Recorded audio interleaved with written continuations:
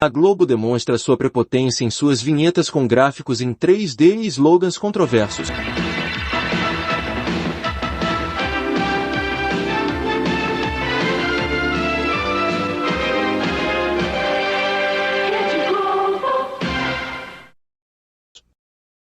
Também pudera. A emissora atinge 99,45% dos televisores brasileiros com suas 5 emissoras próprias e 116 afiliadas espalhadas, todas essas mais de 100 milhões de pessoas, para a Globo, é potencial massa de manobra. Todo esse poder é confirmado com uma gravação especial de todo o seu elenco cantando o tema de fim de ano da emissora. Esperança em nosso futuro.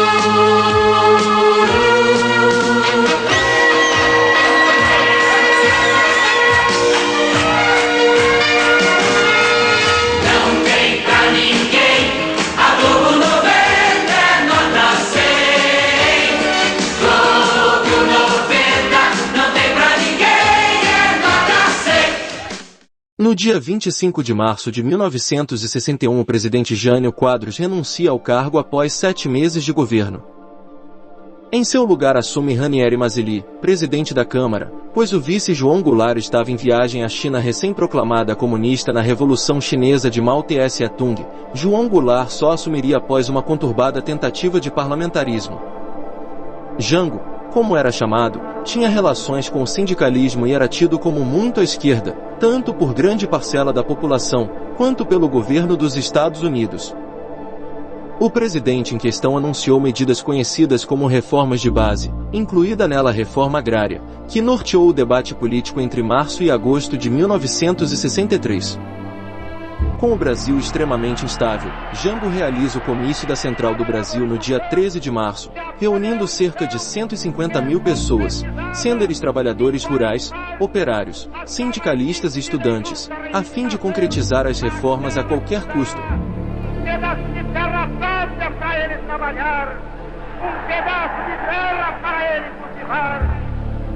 Aí então, imediatamente a oposição se organiza na Marcha da Família com Deus pela Liberdade, e reuniram mais de 500 mil pessoas, entre elas grandes setores como a classe média, seus pequenos empresários, donas de casa e profissionais liberais, assim como setores religiosos, sobretudo da Igreja Católica, entidades femininas, associações civis, sindicatos patronais, entre outros setores conservadores apoiados por grandes empresários e pelos Estados Unidos. Reivindicavam a deposição do presidente João Goulart, a democracia liberal e a propriedade privada, contra o comunismo. Esses 2 episódios demonstraram quem estava em maioria, e preconizam o que viria a suceder tais fatos. Então, no dia 31 de março, uma rebelião organizada pelo general Olímpio de Mourão dá início ao que viria a ser conhecido como Golpe de 64. O grande aliado de Jango no exército, Amaury Cruel, retirou seu apoio ao então presidente, fazendo com que ele se isolasse e atenuasse eventuais resistências dentro das Forças Armadas.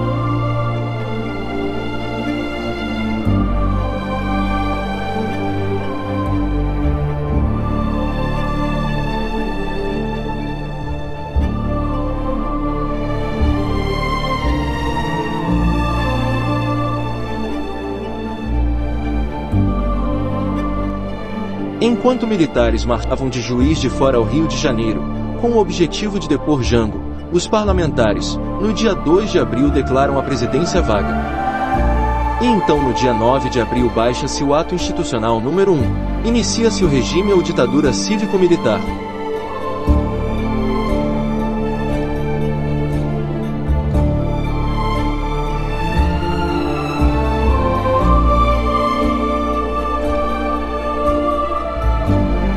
No dia 26 de abril de 1965, às 10 horas e 45 minutos entra no ar no Rio de Janeiro a TV Globo no canal 4. No ar, mais um campeão de audiência do seu canal 4. O primeiro programa foi Unido Nite, apresentado pela professora chamada de Tia Fernanda. Naquela época, as concessões de canais de TV eram dadas única e exclusivamente pelos presidentes da República. Em 1951, os diretores da Rádio Globo já haviam solicitado a Eurico Gaspar Dutra, então presidente, uma concessão para operar no Rio. Tal pedido ficou engavetado por muitos anos, pois Getúlio Vargas, sucessor de Dutra, revogou a autorização que só sairia definitivamente em 1957 no governo de Juscelino Kubitschek. Roberto Marinho buscou recursos dos Estados Unidos, com o grupo Time Life, para a viabilização da nova emissora, algo proibido na época. O valor era algo como 6 milhões de dólares.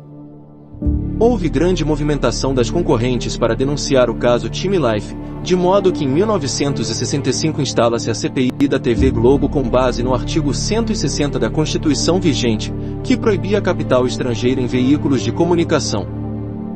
Fato é que Dr. Roberto, como gostava de ser chamado, tinha influência no governo militar, pois havia apoiado os militares um ano antes, como mostrado anteriormente. A discussão no Congresso se arrastou por 2 anos e terminou com um parecer positivo por parte do Consultor-Geral da República, Adroaldo Mesquita da Costa, pois segundo ele, não havia sociedade entre as duas empresas, mas sim um empréstimo que seria quitado ao longo dos anos. Em 1971 o acordo com a Time Life foi oficialmente encerrado. Roberto Marinho nunca negou seu apoio aos militares até o fim de sua vida, muito pelo contrário, pois em 1984 publicou no jornal O Globo um editorial analisando o ocorrido em 1964, denominado O Julgamento da Revolução. Ao contrário da TV Excelsior, fundada em 1960, que se posicionou contra os militares, tendo sua concessão cassada em 1970 por esses problemas políticos.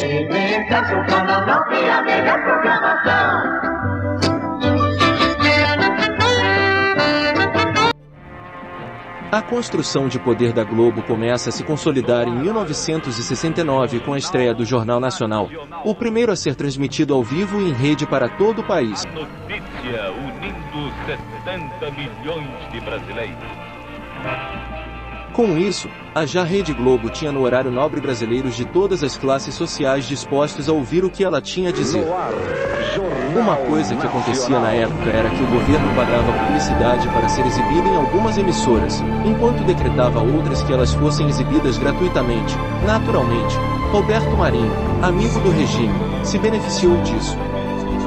Além disso, o governo começou a implantar o satélite e viabilizou a compra de televisores a crédito, com isso popularizando e facilitando o acesso dos brasileiros a esse veículo de comunicação.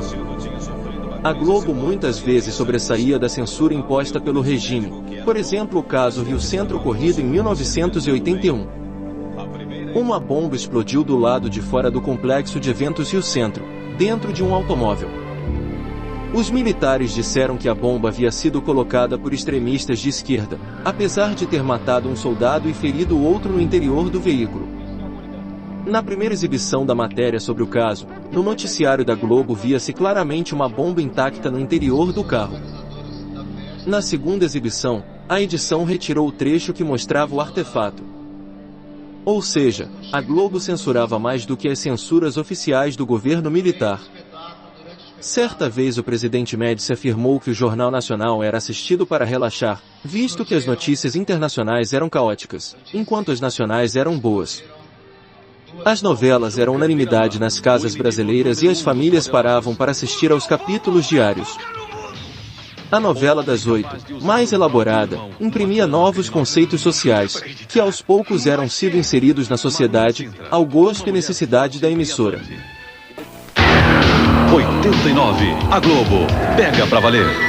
Tangará, terra de gente simples, império de força e poder. A novela Selva de Pedra, de 1972, chegou a marcar em seus últimos capítulos 100% dos televisores ligados. Líder de audiência, a Globo só era ameaçada aos domingos pelo programa de 12 horas de Silvio Santos, que tirou a emissora de seu primeiro lugar. Em 1990, a Rede Manchete exibiu a novela Pantanal, mais erótica, que garantiu o primeiro lugar para a emissora. Pantanal, nesta segunda, depois do Jornal da Manchete. Pantanal, um oferecimento. No ano de 1980, a Tupi tem sua concessão cassada por não pagar suas dívidas e seus funcionários. Abriu-se então mais espaço para a Globo, que perdia uma grande concorrente. Em 25 de janeiro de 1984, ocorreu o primeiro grande protesto das diretas já, e foi realizado na Praça da Sé em São Paulo. Acontece que nessa data comemora-se o aniversário da cidade e em matéria exibida no Jornal Nacional, a emissora afirmou que a manifestação fazia parte das comemorações municipais. Um dia de festa em São Paulo. A cidade comemorou seus 430 anos com mais de 500 solenidades. A maior foi um comício na Praça da Sé. Segundo Boni, diretor da Globo, Roberto Marinho tinha determinado que não se falasse em direta já e que as manifestações fossem exibidas e que fosse transmitido sem nenhuma participação de nenhum dos discursantes, configurando-se como mais um caso de censura dupla, ou seja, por parte do regime e por parte da emissora. Com o fim do regime militar, Roberto Marinho ganha ainda mais poder, se tornando possivelmente o civil mais poderoso do Brasil. Com eleições ainda indiretas, o Congresso elegeu Tancredo Neves, apoiado por Roberto Marinho. Tancredo almoçou horas depois de sua eleição com Roberto. Neste almoço estava presente Antônio Carlos Magalhães, ex-governador da Bahia, velho amigo de Roberto Marinho. Tancredo afirmou que a ACM, como era conhecido, seria o ministro das Comunicações. Tancredo morre antes de assumir a presidência. Tancredo Neves, no último pronunciamento dele à nação. Foram essas as palavras que ficaram no coração de todos os que acompanharam os 39 dias de luta do presidente pela vida. Quando foi anunciada a morte do presidente Tancredo Neves, a emoção e a dor tomaram conta do Instituto do Coração. Foi substituído por José Sarney, seu vice. Sarney era do partido apoiador dos militares, e não tinha muito carisma, e imediatamente tornou a ACM como seu ministro das Comunicações. A TV Aratu foi afiliada da Globo por 18 anos, mas Roberto Marinho encerrou o contrato de afiliação em 1987.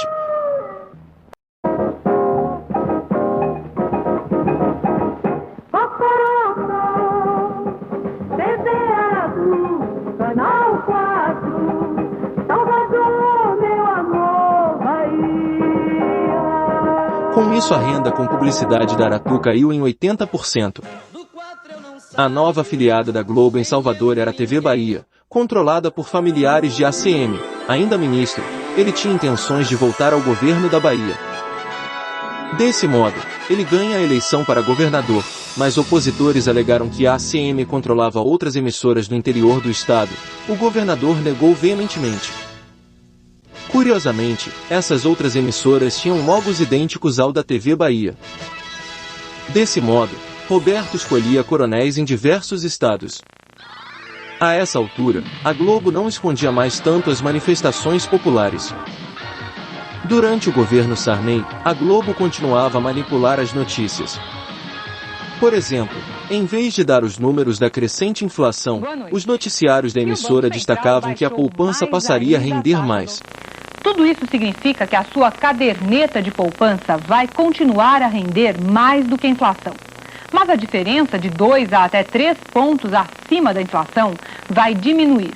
Neste mês de setembro, é possível que a caderneta ainda renda 2 pontos percentuais acima da inflação. Se a inflação for 6, a caderneta pode render 8%. Mas a partir de outubro, muito provavelmente, a caderneta vai voltar a render inflação mais 0,5% de juros ao mês. A Constituição de 1988 tirava o poder do presidente de dar concessões. Desse modo, antes que entrasse em vigor, Sarney distribuiu 90 concessões. Ele mesmo é dono de 2 emissoras afiliadas da Globo no Maranhão, por meio da Rede Mirante. Ao se aproximarem as eleições diretas de 1989, a Globo começou a inserir aos poucos em sua programação um certo governador do estado das Alagoas. Fernando Collor de Mello era o nome dele. Uma demonstração da vitalidade, da força do povo nordestino. Na realização do debate do segundo turno, Collor, para agradar certa parte do eleitorado, apareceu com a gravata torta e com um púlpito um pouco bagunçado. Na edição do Jornal Nacional do dia posterior ao debate, no noticiário da Globo, foi exibido um compacto do debate diferente do exibido na edição do jornal Hoje. À noite, o compacto exibido dava vantagem a Collor. Televisão. O debate durou quase 3 horas e foi transmitido por um pool formado pelas 4 principais redes de TV. Reveja agora alguns momentos do debate. É preciso saber de antemão que desde 1980, portanto já 10 anos atrás, teses estranhas ao nosso meio, teses marxistas, teses estatizantes, teses que não primam pelos princípios democráticos consagrados na nova Carta Constitucional. E quem venceu o debate? O Instituto Vox Populi fez esta pergunta a 490 telespectadores em 114 municípios. 22% dos entrevistados acharam que o debate foi ótimo. 39,5% o consideraram bom. O debate foi regular na opinião de 28% dos telespectadores. E 7,7% disseram que o encontro ficou entre ruim e péssimo. Veja agora a avaliação do desempenho dos candidatos. Collor teve o melhor desempenho na opinião de 44,5% dos entrevistados. Lula foi o melhor para 32% dos telespectadores. Ao transmitir o encontro dos presidenciáveis, a televisão cumpriu mais uma vez o seu papel na democracia. Alexandre Garcia. Ontem à noite, as ruas desertas das cidades atestavam audiência de Copa do Mundo com o Brasil na final. Era a audiência da televisão brasileira no último debate entre os candidatos à presidência. O nosso trabalho como profissionais da televisão foi e continuará sendo o que fez a televisão nesses dois debates.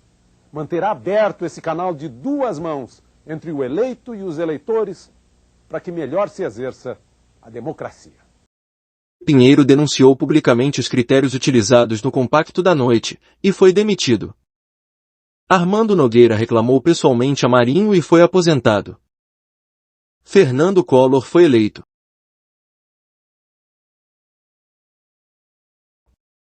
Nas eleições de 2006, a Globo foi acusada de favorecer o candidato à presidência Geraldo Alckmin contra o seu adversário Lula. Em 2010, a Globo foi acusada novamente de apoiar o PSDB. Na sua vinheta de aniversário, exaltava-se o número 45, do candidato Serra. Na ocasião, a emissora se defendeu, abre aspas, o filme foi criado em novembro de 2009, quando não existiam nem candidaturas, muito menos slogans, mas a TV Globo não pretende dar pretexto para ser acusada de ser tendenciosa e está suspendendo a veiculação do filme, fecha aspas. Ainda em 2010, um novo caso. Em campanha pelo Rio de Janeiro, José Serra foi atingido por um objeto atirado por militantes petistas. A Rede Globo disse que o candidato teria sido atingido por um rolo de fita adesiva, passou mal em seguida e dirigiu-se ao hospital. No entanto, a reportagem do SBT mostrou que Serra tinha atingido por uma bolinha de papel, continuou caminhando e 20 minutos depois recebe um telefonema, levando a mão à cabeça, aparentemente sem nenhum ferimento. Em 22 de outubro, a Folha e o Estado de S. Paulo confirmaram que Serra fora atingido em dois momentos, primeiro por uma bola de papel, e depois por um rolo de fita. O SBT também confirmou em seu telejornal SBT Brasil que as imagens da bolinha de papel eram anteriores ao ataque com o rolo, e no SBT Brasil do dia seguinte, quinta-feira, o apresentador Carlos Nascimento voltou ao assunto, ressaltando que o segundo incidente não fora captado pela equipe, mas frisou que o candidato José Serra fora atingido duas vezes em um intervalo de poucos minutos, pois o vídeo da fita tinha sido gravado pelo celular do repórter da Folha. O médico Jacob Kligerman, que atendeu José Serra ontem, disse que ficou indignado com as declarações do presidente Lula, que jamais faria parte de uma farsa. O médico afirmou que Serra chegou à clínica se sentindo mal, com um edema na cabeça provocado pelo traumatismo, mas sem ferimento aparente. Na eleição de 2022 a Rede Globo já aparece com seu novo posicionamento. A emissora que foi oposição durante todo o governo Bolsonaro, agora confirmava sua posição contra o então presidente a favor do candidato Lula. O jornalista José Luiz da Atena afirmou que a Globo se posicionou contra o presidente por motivos financeiros. Abre aspas, essa Globo, ela trabalha inteira para os governos que estão eleitos lá. Durante a ditadura militar, depois com o governo do Lula, ela trabalha direto pro governo. Só não trabalha agora pro Bolsonaro porque o Bolsonaro chutou o saco da Globo, mas ela trabalhou para todos esses governos. Ela vai pro lado que está ventando. Agora que não está trabalhando pro Bolsonaro, desce o cacete no Bolsonaro, mas sempre trabalhou assim com o governo, recebendo verba pra caramba. Fecha aspas. Senador, eu voltei à minha condição de jornalista e não seria nem ético e nem leal para com a minha empresa que eu assumisse uma posição num momento como esse. Mas eu vim aqui fazer questão de agradecer ao presidente pelo que ele fez por mim. O deputado Eduardo Bolsonaro acusou a emissora de esconder a delação de Marcos Valério para apoiar a candidatura de Luiz Inácio Lula da Silva. Abre aspas. Ao contrário da Globo, a Record mostra que é uma TV séria e repercute delação de Marcos Valério, onde ele detalha envolvimento de Lula com o assassinato do prefeito Celso Daniel e seus laços com o PCC. Fecha aspas. Além disso, a emissora foi acusada de parcialidade nas sabatinas com os presidenciáveis. Ao entrevistar o então candidato Lula, o jornalista William Bonner começou a entrevista afirmando que Lula não deve mais nada à justiça, quando na verdade, o que aconteceu foi que o ex-presidente havia sido condenado por 3 instâncias e teve seu julgamento cancelado por incompetência geográfica, ou seja, segundo o tribunal, Lula não deveria ter sido julgado em Curitiba, mas sim em Brasília.